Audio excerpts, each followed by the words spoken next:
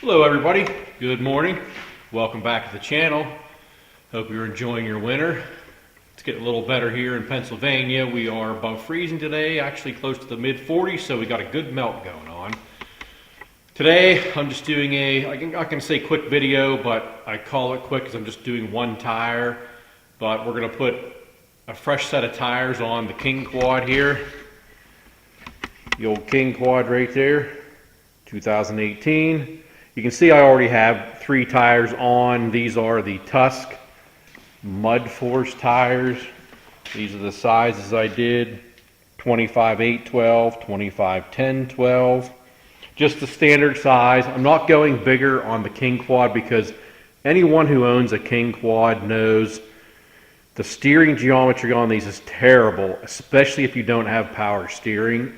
And any bigger size tire or aftermarket rims just make the steering on this terrible. I mean, it wears you out when you're on a long ride. So I'm just sticking with the stock rims, stock size tires, so it doesn't wear me out.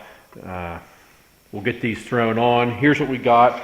There's the new tire. Of course, you see I have some 4x4s in there because anybody who has ordered ATV tires, when they come, they pack them, they squeeze the tires tight, and what happens is your bead in here gets, like when I took these out of the package, the beads in here were almost touching.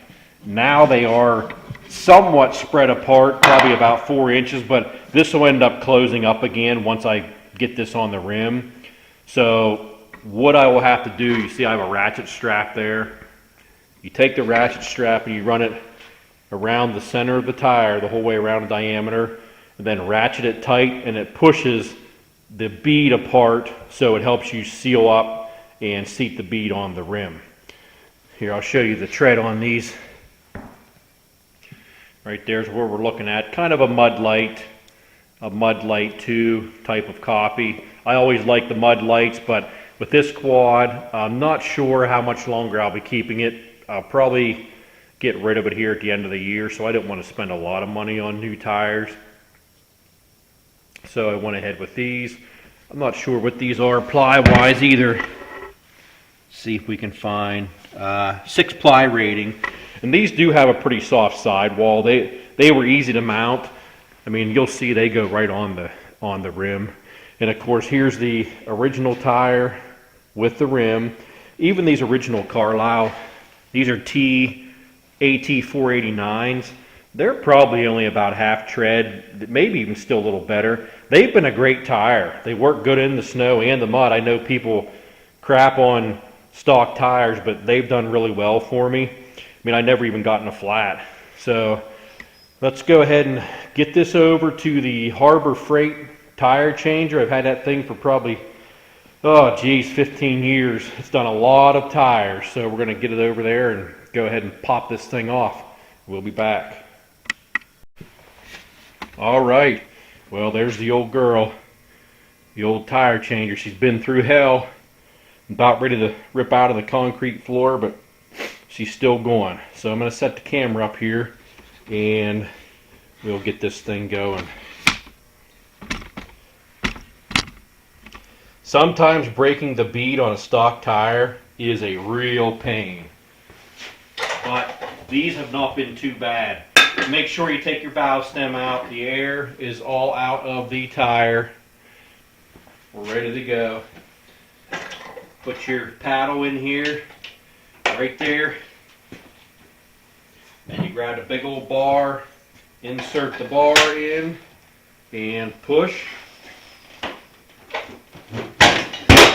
And there she broke down. One side off. Flip it around. Now you gotta watch when you flip it around. This is sharp right here. If you have new rims or you don't want to scratch your rims, lay a piece of rubber or carpeting or something over top of that, because otherwise you can scratch your rim pretty bad. I'm not too worried about these, so I'm just letting it alone. Now sometimes the back bead is tougher because of course it is wider.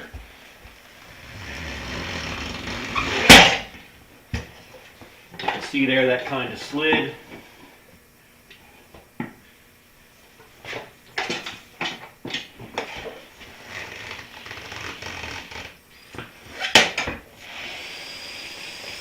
There we go. Just feel it release. And she's loose. Now what we'll do is move the camera here and we'll get it up on the top here. Okay. Now, as you'll see here, you have the post, you have this little wiggly arm here. This little arm here goes through your stud for your lug nut. It goes through that hole. So you feed it up in there like that. Keeps your wheel from spinning. Then I have a piece of rubber that I cut out, an old bed liner piece. I slide that down over top of my rim because you need to clamp this. You slide that down on, then you put your top section on, you spin that down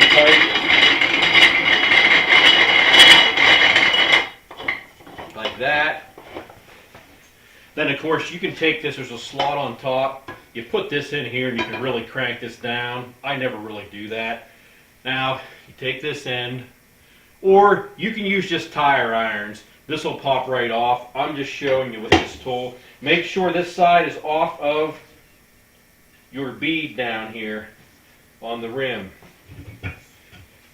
Put that under, push some pressure on it, and give it a spin. There, you're completely off. One. Now take this and put it down in, get it up to your bottom bead, same thing. Spin it around, and you're off. Bob's your uncle. Okay, be right back. I'm going to go get the other tire. Okay, we're back. Okay, we got our tire. Now I'm using Windex. Tire paste, of course, tire paste is your best option. Just getting this. I'm going to put it all around the bead on this tire.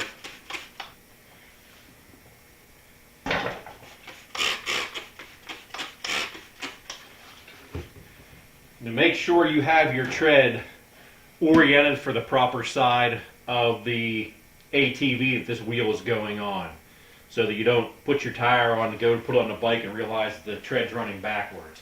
Now, just take this tire. This will push on with no tools the bottom bead. Just get it started, spin around, and boom. Now, I'm going to grab a tire iron just in case. Sometimes with this end of this particular tool, you can spin this right around if you have the correct angle. Put a little pressure in here. I don't know if this one's going to work.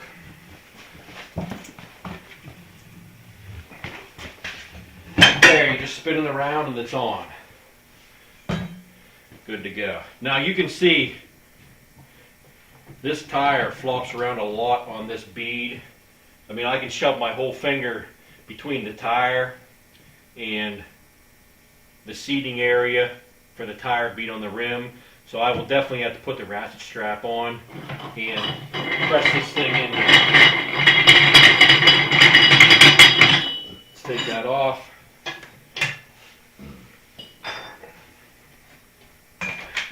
Yeah, we'll go over and put the strap on this baby and see if we can get the bead seated.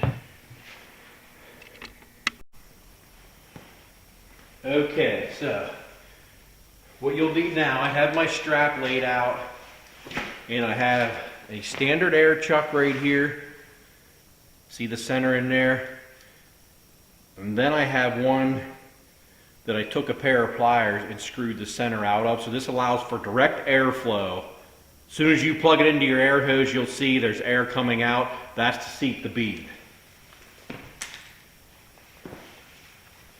So I'm going to go ahead and roll this here on top of my strap. Try to center it the best you can on the tread pattern.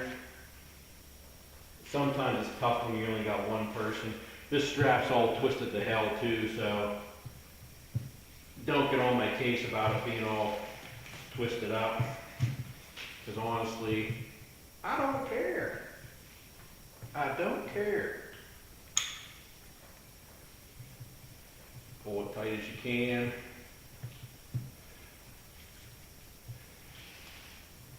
Look too bad.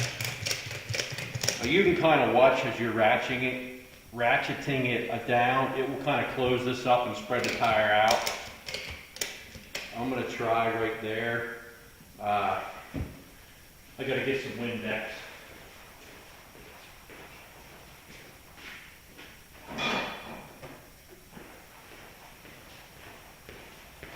Okay, I'm going to spray a lot more Windex down in here to help that bead slide on, because I'll tell you right now, the back rib tires, it took a dangerous amount of air to get them popped on the bead. The other front one wasn't so bad. Okay, so let's see what happens here. I've got kind of a gap going there, but you'll see me. I'll sit on these and squash them and do whatever I got to do to get this bead to seat. So let's go. It's going.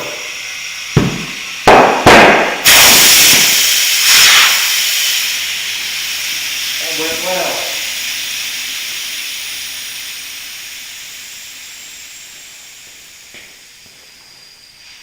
The front ones pop on a lot easier than the rear. The rear took a lot, like I said, a ridiculously scary amount of air to seat the bead, and I had them very wet with Windex.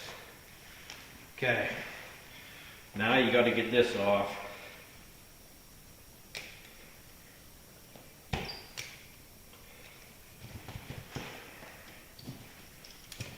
Okay, all right, there you go. Now you can use a regular air chuck.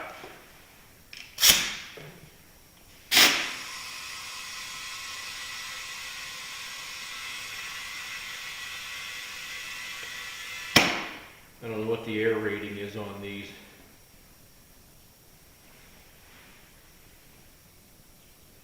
Max load at 7 pounds. So they want you to run around 7. Okay. Well, there you go. Quick and easy. Do it yourself. Of course, I say do it yourself, but I was using the Harbor Freight tire changer. But these tires were easy enough and soft enough that you could have laid them right on the ground. Once the bead was broken, use your tire irons, work around, get the tire out. If you don't have a machine like that to break the bead, one of the best things you can do, which I used to always do whenever I didn't have that machine, you lay like a 2x6, a 2x8, 2x10 across the tire, not on top of the rim, you'll crush your rim. Then pull your vehicle up, your truck or your car, on that board slowly, and maybe have somebody at least hold the end of the board, out here, and drive up slowly. And that will usually, if these beads are not set too hard, that will pop them right off, front and back, and then you're good to go. That's one way to do it. You can also buy those bead breaker tools that you clamp on your rim, and you just screw them down and it pops the bead off. But that's really the toughest thing to do on an ATV tire, is get your bead broken. Once you get the bead broken, you can pretty much do everything yourself without too much trouble. The worst thing is if you get tires from shipping and those beads are closed, that's going to be your toughest issue to deal with. So there you go. Got the tires changed out. TUSK Mud Force 6-ply. This one's a 25/812 right here. Let me actually see if I can get a measurement before I go. Maybe give you a rough height on this, a rough mounted height. If I can kind of get a rough look here. And I'm going to tell you, they're probably right on 25 inches, maybe just a skosh shy, 24 3/4. So they're pretty true to what they are. Now, there may be 10 pounds of air in this, I'm not sure, so it might even be up in the air a little bit higher. So there you go. Like, subscribe, get some new tires, get them on your quad, get outside.